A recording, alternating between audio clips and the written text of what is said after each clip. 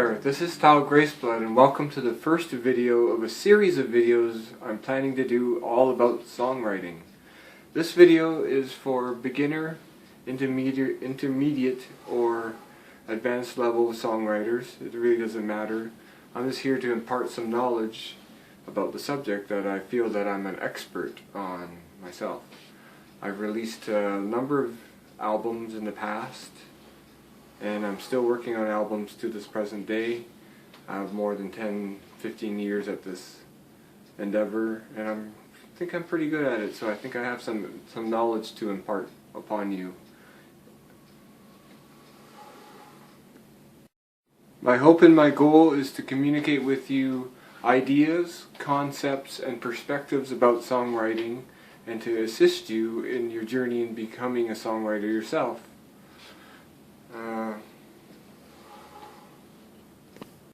Hopefully again you'll find this information helpful and useful.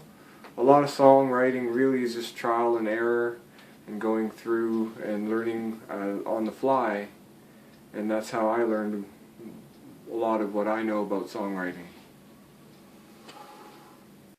To start with, it's good and important to know what the key of the song is going to be written in.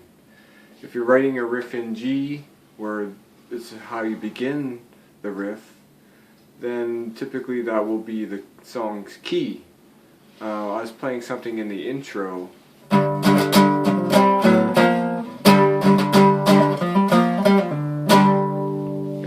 where I begin is G.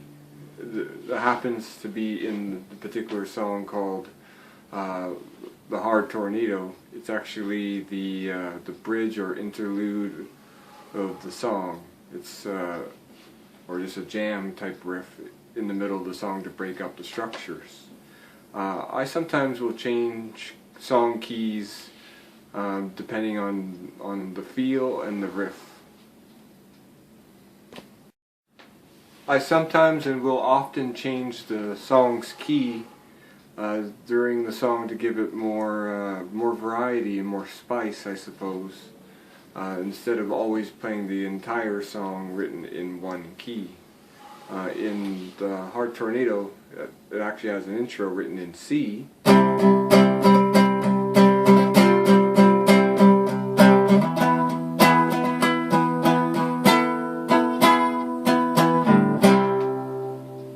And then I changed that for the chorus section where I've been playing in C for the verse and the pre-chorus, and then I moved to G, lowering the note, or just changing the key feel to G.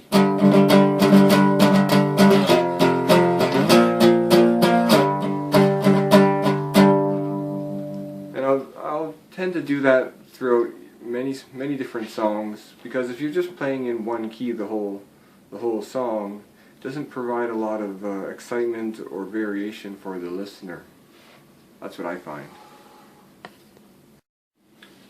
A good general songwriting tip that I like to employ is finding out what your verse section it really is going to be, and then kind of structuring your song all around that verse section that you've really keyed in on and really have finalized first. So when I wrote The Hard Tornado, the first thing I did was write the verse. So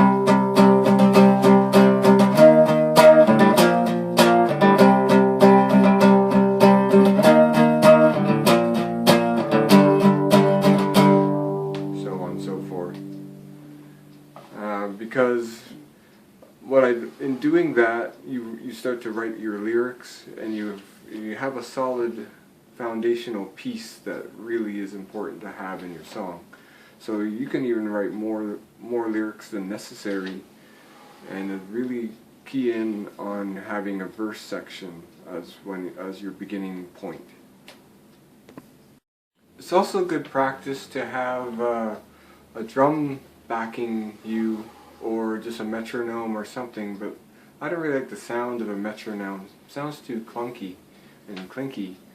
So I just try. Sometimes amps have their own drums built in, and you want to be playing with something that's keeping 4/4 time, so that you know how to structure your verse section, basically. Funnily enough, YouTube has a number of videos of just drumming and drum beats.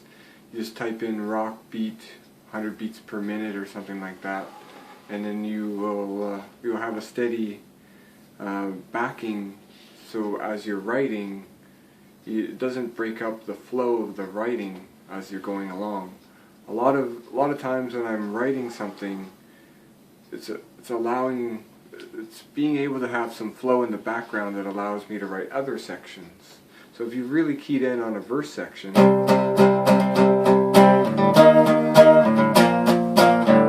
I've done in the Hard Tornado,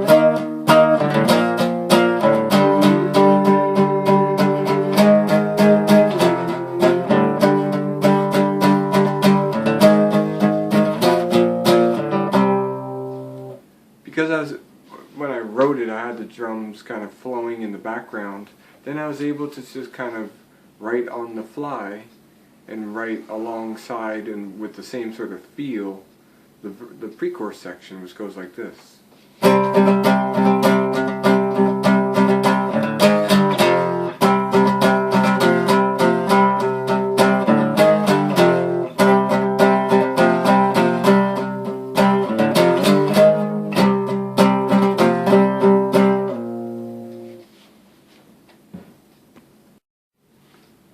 I should also make some mention about, songwriting is an individual process.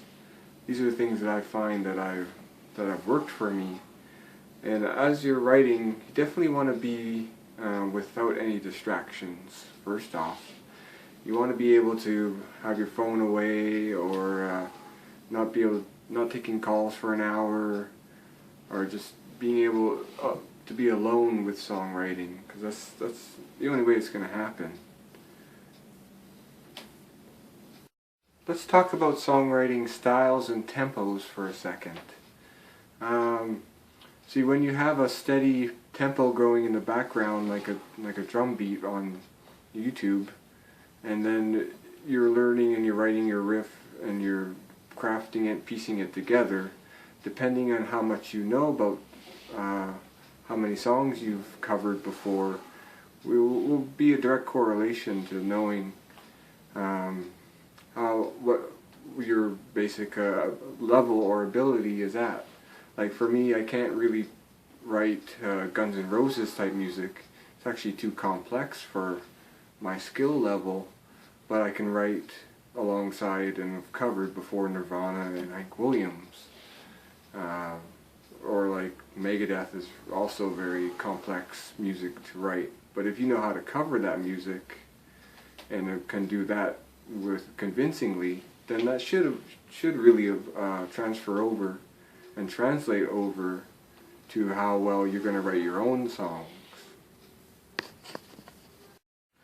When it comes to covers, I suggest learning around 10 to 20 altogether of different artists that you like, and that are like the songs that really speak to you. And then that will really help you know what your style is going to be like. And because some artists are just too technically proficient, it makes it really hard to know certain structures. Like I say Megadeth because I really love the band, but their structures and how they write is just beyond my level. Learning covers is also good because you get to know and get used to playing a song for basically 4 minutes or 5 or 7 minutes, and what that takes and what that consists of. It's like you wouldn't be a drummer and be only able to play for 1 or 2 minutes, because usually each song is going to be 3 to 5 or longer. So if you're learning something like just a riff, it isn't quite enough. You really want to know a song front to back. Like one of the bands that really helped me was just knowing how to do some Ramones. Even if their songs are 2 to 3 minutes, just knowing how playing with that kind of intensity, or 2 to 3 minutes or 5 minutes sometimes, will really get you used to how long you have to keep pressing in those notes and the chords on the guitar. So that's not always an easy thing, because it takes work and effort and energy to play for 2 to 5 minutes without a break.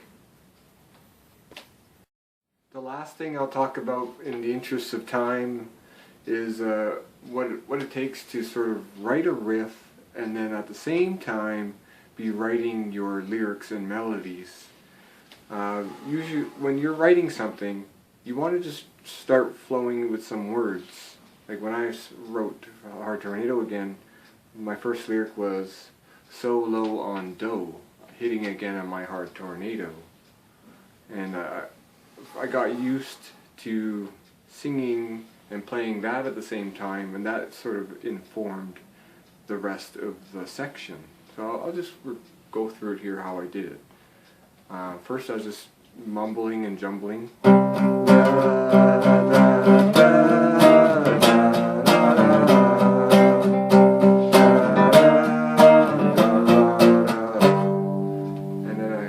Once I got used to a sort of a melody, I started crafting some words to go with it. So I hit upon "so low on do, hitting again on my hard tornado." And then as I was flowing with that and having the drum sort of repeating in the background, I was able to add and flesh out the full structure. So I'll just play for you the full structure of how it goes, with and without words.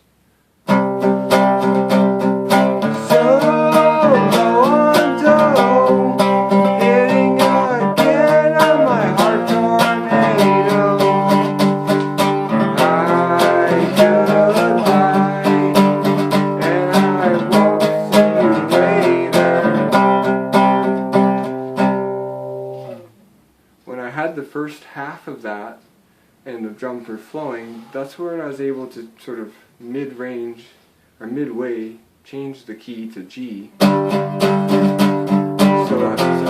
I goodbye and I won't see you later. And I pieced that all together for a complete verse section. And I kept writing lyrics to just that verse section, and I wrote out at least a series of 8 lines, and you can write more. And the good thing about writing lines to your riffs and just coming up with blah blahs and da-das and changing them into words is that songwriting is it's not enough to just write the riff, because sometimes you really need to know how the lyrics are going to flow. And if you're just by yourself, it's better to have more than less in this instance. Having words and lyrics it's like writing the riff is about 50% of it, and writing the words and lyrics is the other half. So it's not a complete songwriting job that you've done if you've only composed the verse section without any words.